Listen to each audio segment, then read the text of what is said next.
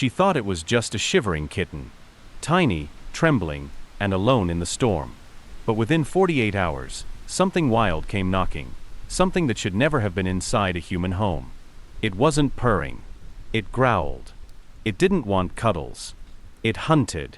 And when a neighbor saw its eyes, he stepped back and whispered, "That's no house cat." By then, it had already bonded with her, already saved a life, already risked everything. And now, something was coming for it. This isn't just a rescue story, it's about the fine, fragile line between domestic love and wild loyalty. You won't believe how it ends. The night it arrived. The wind howled across the edge of Coconino National Forest, rattling the windows of Rachel Monroe's cabin like angry fists demanding to be let in. Thunder cracked in the distance, shaking the ground beneath the porch. Her tabby cat, Benny, was already curled into a ball near the fireplace, his tail twitching nervously at every gust. Rachel, 31 and living alone just outside Flagstaff, Arizona, had come to appreciate the silence of these storms. Out here, she could draw illustrations of wildlife that sold well enough to keep her lights on and the fridge stocked. But tonight felt different. There was a heaviness in the air, a tension that made her skin crawl. She stood at her kitchen sink, sipping tea, when she heard it. A sharp, pitiful cry. She froze. Benny bolted upright, ears twitching. Another cry came, this time closer, thinner than a coyote's yip, not quite the chirp of a rabbit. Rachel grabbed her flashlight, threw on a rain jacket, and stepped into the storm. The beam of light cut through sheets of rain as she rounded the side of the cabin toward the garden shed. Her boots sloshed through mud, and lightning illuminated the yard in eerie flashes. Then, movement. Near the base of the shed, soaked to the bone, a tiny creature trembled against the wall. Rachel knelt. It was no bigger than a loaf of bread, its fur slicked with rain, its body shaking uncontrollably. Pointed ears. A short, twitching tail. Wide eyes that stared at her not with fear, but something deeper. Recognition? Without hesitation, she pulled off her jacket, wrapped the animal inside, and cradled it to her chest. Benny hissed as she stepped back inside the cabin. His tail flared, fur standing on end. Rachel whispered, "It's just a kitten," as if that would calm him. But even then, something in her gut told her, it wasn't. The morning light revealed what the storm had hidden. The little creature, curled now in a laundry basket lined with towels, slept soundly, but Rachel couldn't stop staring at it. The first thing she noticed was the paws. Too big. Disproportionate for a kitten. Then the ears, tall and tufted, more pointed than any house cat she'd seen. Its fur had dried into a dense tawny coat, speckled faintly with shadowy spots across its legs and flanks. And the tail stubby, maybe 6 inches, with a black tip. Something clicked in her memory. Rachel reached for her sketchbook, flipping to a page she'd drawn months ago after hiking near Oak Creek Canyon. A juvenile bobcat, based on tracks and glimpses. She glanced back at the basket. The resemblance was uncanny. She Googled bobcat kitten on her laptop. The images matched, almost perfectly. She leaned back, stunned. This wasn't a kitten. It was a bobcat. At that exact moment, a knock sounded at the door. She opened it to find old Jim, her neighbor from 2 cabins down. White beard, flannel shirt, and sharp eyes that had seen more Arizona wildlife than any ranger. He peered past her shoulder. "You didn't bring in that animal last night, did you?" Rachel hesitated. It was crying in the rain. "I thought it was a kitten." Old Jim stepped inside without asking. The second he laid eyes on the basket, his expression hardened. "That," he said slowly, "ain't no kitten. That's a wild bobcat. You're lucky it didn't rip your hand off." Rachel stared at the sleeping bundle, confused. It had been so calm. So gentle. "Sometimes they don't know they're wild," Jim muttered. "But give it time. Instinct kicks in. And when it does." The bobcat stirred. Jim stopped mid-sentence. Its eyes blinked open, yellow-green, unblinking, ancient. Jim stepped back. "You better be real careful, Rachel." She nodded, but part of her already knew. Whatever this animal was, it wasn't going anywhere. And neither was she. Instinct and connection. The storm had passed, but the question stayed behind. Rachel sat cross-legged on the floor near the fireplace, watching the bobcat, Cypress, she had started calling him, sniff around the cabin with careful steps. His belly was full after devouring the chicken she'd shredded, but his movements were still tense, ears swiveling at every sound. It had been barely 24 hours, but already the animal seemed to know this place. Not in the domestic sense, but in the wild, watchful way a predator memorizes its surroundings. He'd marked his territory by rubbing against the leg of the coffee table, and once hissed at the mirror, mistaking his reflection for another feline. Rachel's orange tabby, Benny, was decidedly unimpressed.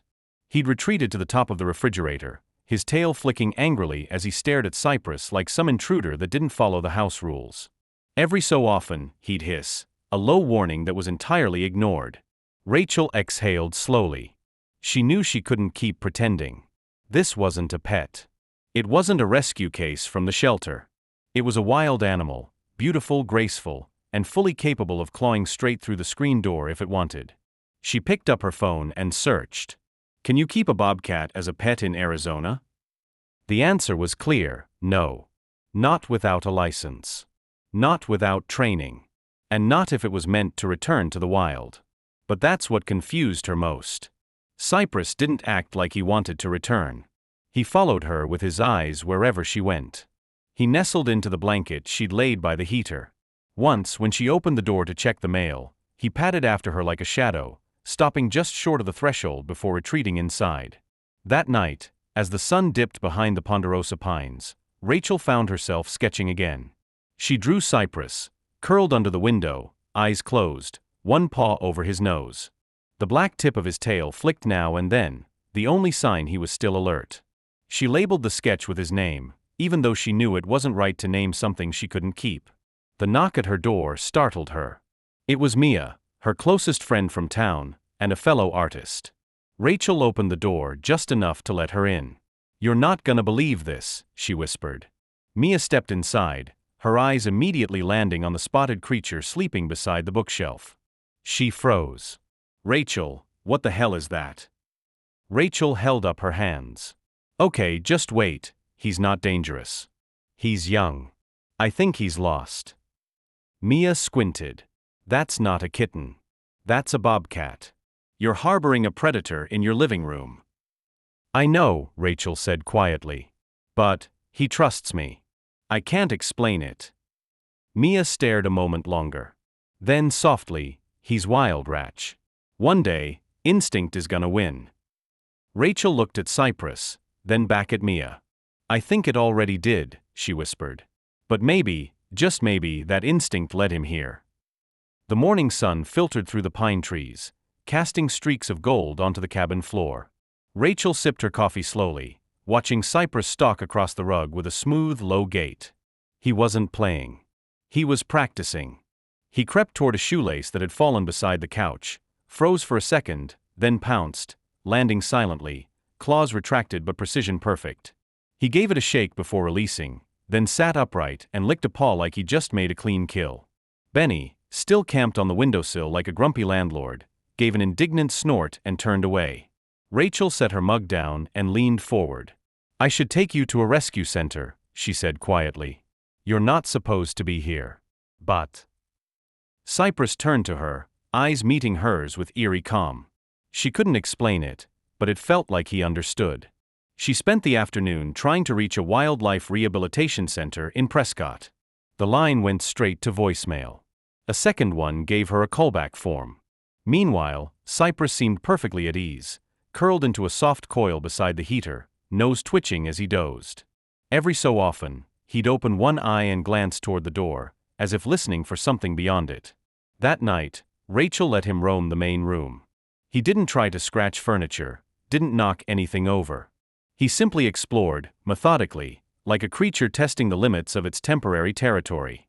But something changed around midnight. Benny, who had finally tiptoed onto the floor, let out a sudden, sharp yowl. Rachel jolted upright from her half-sleep on the couch. Cypress stood in the hallway, back arched, every muscle taut. His eyes were locked on the window. His tail twitched once, then twice. Then came the sound. A low growl, not from Cypress, but from outside. Rachel's blood chilled. She crept toward the window, her heart pounding in her throat.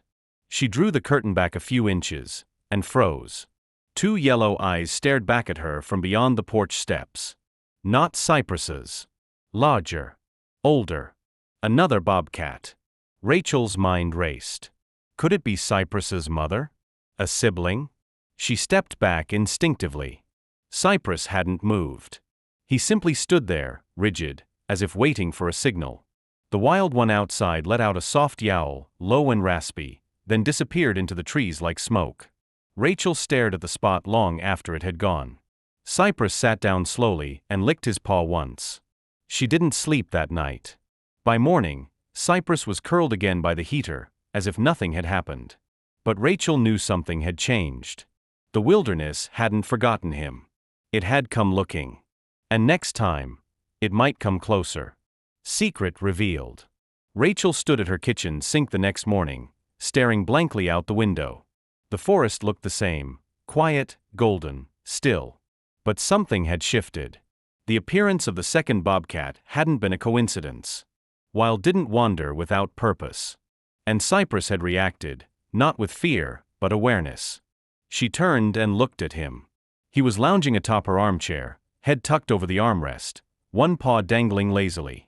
He looked like any lazy house cat. But she knew better now. She grabbed her phone and dialed again. This time, she reached someone at the Arizona Wildlife Rehabilitation Center. A woman named Carly answered, her voice clipped and serious. "I think I have a bobcat," Rachel said plainly. "A juvenile. Found during a storm. I thought it was a kitten at first." There was a pause on the line. Then, "Is the animal currently secured?" "He's inside my house."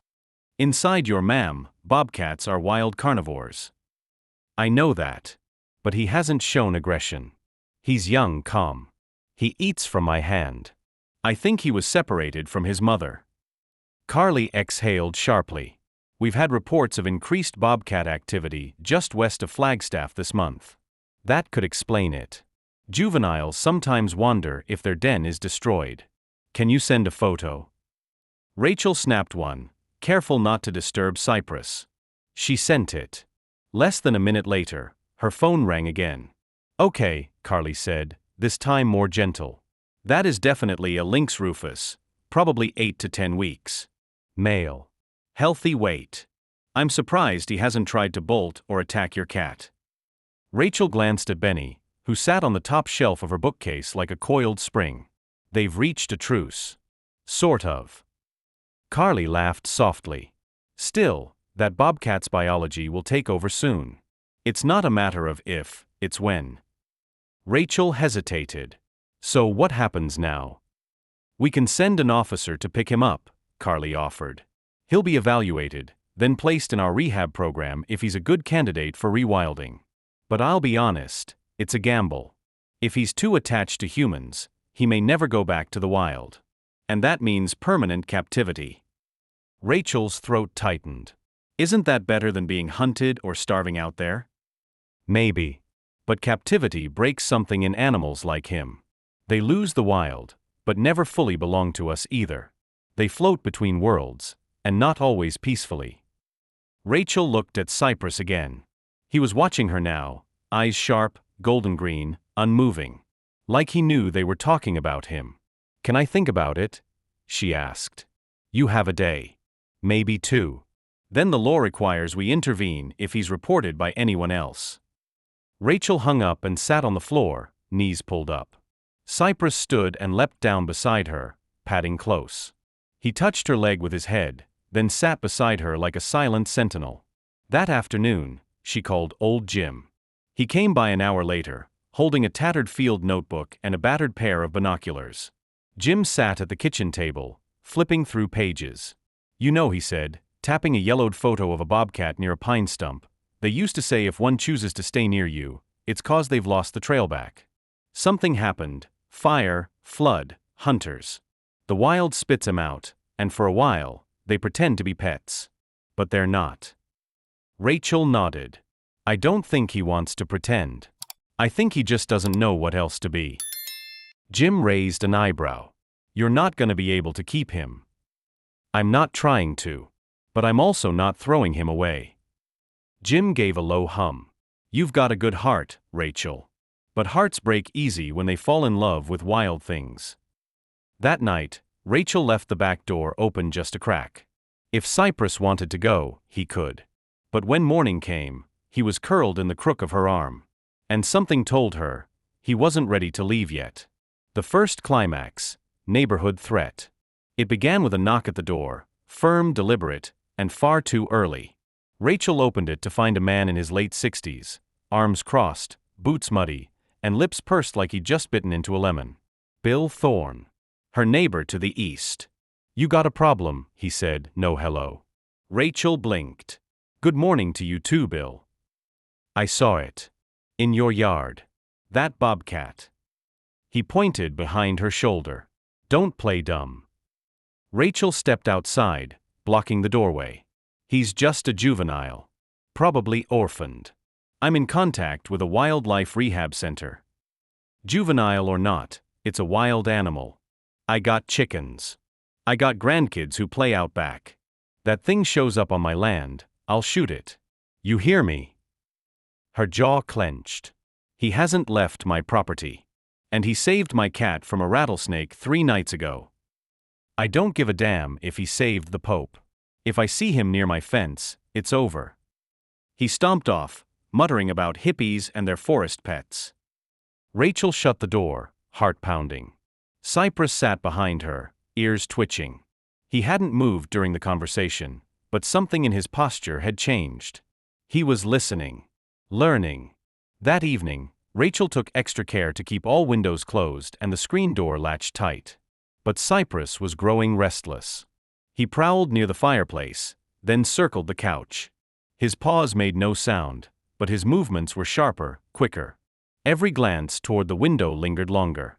Rachel tried to distract him with shredded chicken and a trail of treats, but he barely sniffed them. When she reached out to touch him, he didn't pull away, but he didn't lean in either. He was slipping. Not from her, but back into himself. At midnight, Benny meowed sharply from the windowsill. Rachel jumped from the couch. Cypress stood at the front door now, tail rigid, body tensed. A low guttural growl vibrated in his chest, so low it sounded like the floorboards themselves were humming. Then Rachel heard it too. Rustling. Heavy. Slow. Something moving through the brush outside the cabin. Then a thud. Then silence. She grabbed her flashlight and hesitated. Cypress was staring at the door, unmoving, as if calculating risk. Rachel cracked it open, just enough to shine the light out. A chicken coop, splintered. Feathers scattered like ash across the dirt. Blood. And lying beside it, lifeless, a red fox. Rachel's breath caught. It hadn't been Cypress. It had been something else. Behind her, Cypress let out a single sharp chuff. Almost like a warning. Rachel slowly backed inside and locked the door. By sunrise, the sheriff's truck sat in Bill Thorne's driveway. She watched from her porch as he explained something to the deputy, arms flailing, pointing toward her property. A few hours later, the deputy knocked on her door. Morning, ma'am. Just doing some rounds. We've had reports of a bobcat sighting. Rachel nodded calmly. I've already contacted Arizona Wildlife Rehab. They're aware. I've been monitoring a juvenile who came to me during a storm. He's still here, and under observation. The deputy raised a brow. Bill claims you're harboring it. I'm trying to save it. Just make sure it stays away from his land. I can't stop him from defending his livestock if it crosses the line. When he left, Rachel sat in the silence, staring at the wall. That night, she found Cypress sitting at the back door again, eyes fixed on the tree line. She unlocked the latch, opened the door just a few inches, and knelt beside him. If you want to go, I won't stop you, she whispered. He turned to her slowly, then stepped out. Rachel waited all night. By dawn, he hadn't returned. She found herself listening for his steps. His breathing. The soft tap of paws on hardwood. But there was nothing. It was only when she looked out at the forest, and saw no broken branches, no paw prints, no feathers or blood, that she realized he hadn't gone far. He was watching. Waiting. Still protecting her. Even now. Lines in the dirt. The morning after Cypress disappeared into the woods, Rachel awoke to find her front porch covered in tracks. Not messy. Not random. A deliberate circle, paw prints pressed into the frost in an unbroken ring around the cabin. Like a silent patrol. She crouched, tracing one with her fingertip. It was his. And fresh. He hadn't left. He was watching over her. She should have felt comforted. But all she felt was dread. Because the town had found out. It started with a Facebook post from Bill Thorne's daughter, a blurry photo of Cypress near Rachel's woodshed with the caption, "Someone's letting a bobcat run free near our kids. This is not okay." The comments came fast. Fear. Outrage. The usual wave of digital pitchforks. Then came the knock. 2 days later, Carly from the Wildlife Rehab Center arrived, this time with an officer from Arizona Game and Fish. Rachel stood on the porch, arms crossed, watching as Carly stepped out of the truck holding a carrier and a tranquilizer kit. "Don't make this harder than it has to be," Carly said gently. Rachel's voice was low. "He's not here right now." The officer surveyed the tree line. "If he returns, you're required to report it immediately." "And if I don't?" His expression didn't change. "Then it's harboring wildlife. Class 1 misdemeanor. Possible fine. Maybe more." Rachel's chest tightened. "He's not a threat." Carly nodded slowly. "I believe you. But that doesn't mean he belongs here. He's already too used to humans. If we don't act soon, he won't make it in the wild, or in captivity." They left without Cypress. But they didn't leave empty-handed. Carly posted the encounter on the center's social page. "Juvenile bobcat raised by mistake. We're monitoring for safe relocation. Please don't approach or feed if seen near Flagstaff." The post went viral. Some people sympathized, calling Rachel brave, even compassionate. Others demanded action, accusing her of recklessness and endangering public safety. Rachel stopped checking her notifications altogether. Even Mia stopped visiting. "I love you," she had said, standing at the edge of the garden, "but you're walking a tightrope. And if he comes back? If something goes wrong? They'll come for both of you." Rachel had no answer. She just nodded and watched her friend disappear down the gravel path. That night, Rachel sat by the fireplace, an old sketchbook in her lap. Page after page of Cypress, sleeping, climbing, watching. She flipped to a clean sheet and wrote at the top, "In between." Then she began to draw again. Not a bobcat. Not a pet. Something else. The next morning, she stepped onto the porch and found a single feather. Long white, and resting exactly where the paw prints had been. Not from a chicken. Not local. It felt like a message. He was still close. Still choosing her. But the wild was closing in from both sides, and the line between protection and persecution was wearing thin. The smoke came before the sirens. It crept in like a whisper, rising in tendrils through the tall pines behind Rachel's cabin, turning the golden afternoon light a dusty orange. At first, she thought it was someone burning brush. Maybe Bill again, stubborn and careless. But then came the pop, sharp, violent. Then another. Trees. She stepped off the porch and smelled it, thick and acrid, choking the lungs. Wildfire. By the time she reached the edge of her driveway, the air shimmered with heat, and a low hum buzzed in the distance. Sirens. Helicopters. The mountains to the west pulsed with flames. Rachel grabbed her emergency kit and dashed back inside. She scooped Benny into a carrier, tossed her sketchbooks into her backpack, and slung it all over one shoulder. As she reached for the door, she froze. There, just beyond the window, stood Cypress. His coat was darker now, matured.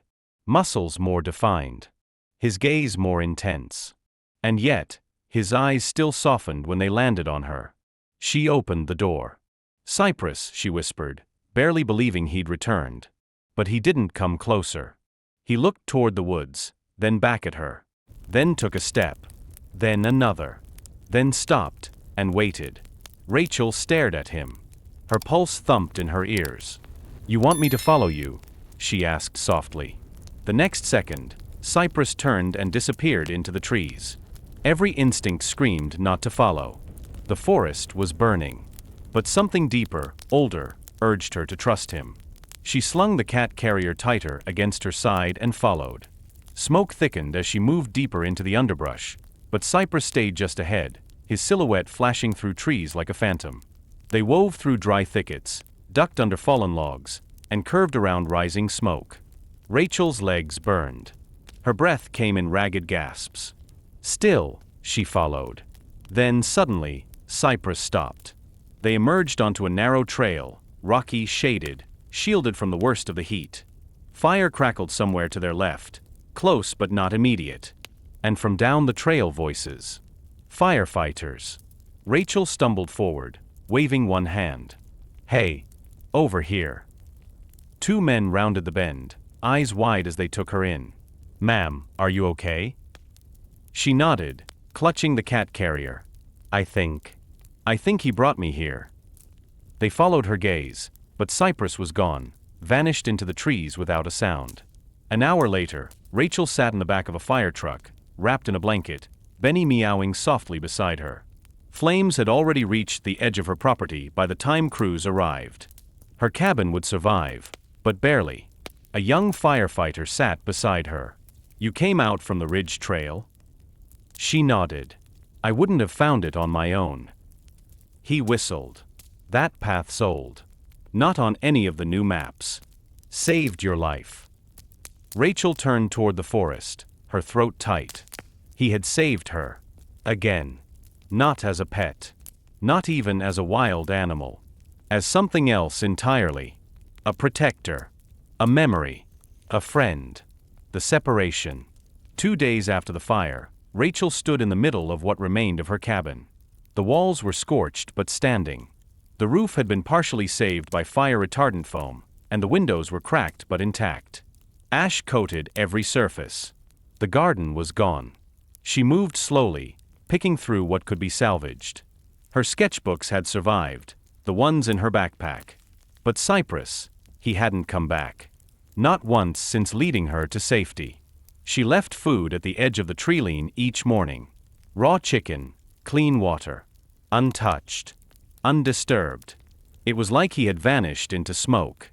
Then came the letter, folded, official, hand-delivered by a uniformed officer from the Arizona Game and Fish Department. We've located the bobcat. He's safe.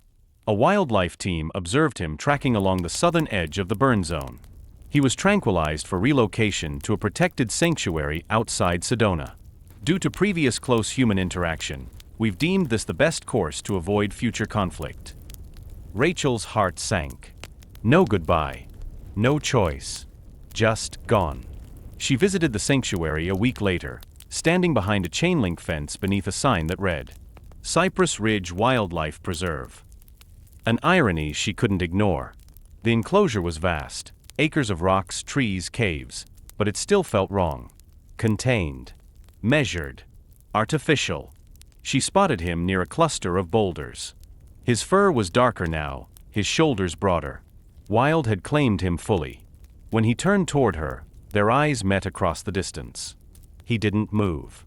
Neither did she. And in that moment, Rachel felt the ache that came with letting go, not because she wanted to, but because he needed her to. She whispered, Goodbye, Cypress. He blinked once. Then turned and disappeared behind the stones. Not a prisoner. Not a pet. But something in between. That night, Rachel packed up what little she had left and moved into a temporary apartment in Flagstaff. She took Benny, her books, and one framed sketch. The first one she ever drew of Cypress. In the corner, she'd written a single word. Found. 6 months later, the forest had healed, at least on the surface. Charred trees still stood like blackened sentinels, but green was returning. Life always found a way. Rachel had finally moved back into her rebuilt cabin. The walls smelled of fresh pine. The floor was new, but the same armchair sat beneath the window, where sunlight pooled every morning. Benny, older now, had reclaimed his favorite spot on the windowsill, his orange tail flicking as birds chirped from the recovering trees. Everything was quiet. Until one morning, it wasn't. Rachel stirred at dawn, woken not by sound, but by a feeling. A prickle at the back of her neck. A pressure in her chest. She stepped outside in her robe and boots, coffee forgotten on the kitchen counter. The cold air bit gently at her cheeks. Snow dusted the earth, soft and clean. The forest stood silent. Then she saw them. Tracks. Wide, padded pawprints in a looping path around the cabin, almost identical to those left months ago. But larger now. Heavier. No mistaking them. Her breath caught. She turned slowly toward the trees. And there he was. Cypress. No longer a kitten. No longer in between. He stood at the edge of the clearing, partially hidden by low pine branches, his fur thick against the cold, his frame strong, confident. They stared at each other across the space. He didn't move. Neither did she. Then, with the ease of a creature who had nothing to fear, Benny padded out through the open doorway and sat beside Rachel. He meowed once, soft, curious. Cypress blinked slowly. And then, without a sound, he turned and slipped into the woods. Not gone. Just free. Rachel stood in the silence, heart pounding, not with sadness, but something deeper. Gratitude. Closure. And when she turned to go back inside, she saw what he had left behind. A single feather. White. Long. Resting on the porch. Just like before. Some bonds never break. Even when the wild calls them home. Winter passed slowly that year. Rachel spent her days sketching and her nights writing. Wrapped in a thick blanket beside the fire, Benny curled near her feet. The cabin was quieter than before, yet it never felt truly empty. There was a stillness to it now, peaceful, not hollow. Like the place itself had settled into a rhythm. A rhythm she hadn't heard before Cypress arrived. A rhythm that lingered long after he was gone. She hadn't seen him since that morning in the snow. Not in the trees. Not in the clearing. But she knew he came. Some mornings, she found fresh pawprints beneath the window. Once, she spotted a tuft of tawny fur caught on a pine branch at the edge of the property. And every so often, when the night was still and the wind stopped moving, Benny would lift his head, ears perked, staring into the darkness like he was listening to something only he could hear. Rachel didn't question it. She didn't need to. Instead, she told the story. She called it The Spirit Between, a children's book, illustrated and written by hand. It wasn't just about Cypress. It was about wild things that get lost, and the people who find them. About bonds that form in silence. About letting go, not out of weakness, but love. Each page was painted in watercolors, soft and vivid, brushstrokes filled with emotion only she could translate. It became more than a book. It became a message. She donated the first copies to schools, to shelters, to wildlife centers. One day, she received a letter from a family in New Mexico. Their son had been terrified of bobcats after seeing one outside their home, until he read her book. Now he carried it everywhere, convinced that maybe, just maybe, the wild wasn't something to fear. Another note came from a woman who ran a foster program for rescue animals. She wrote, "Your story reminded me why I do this work.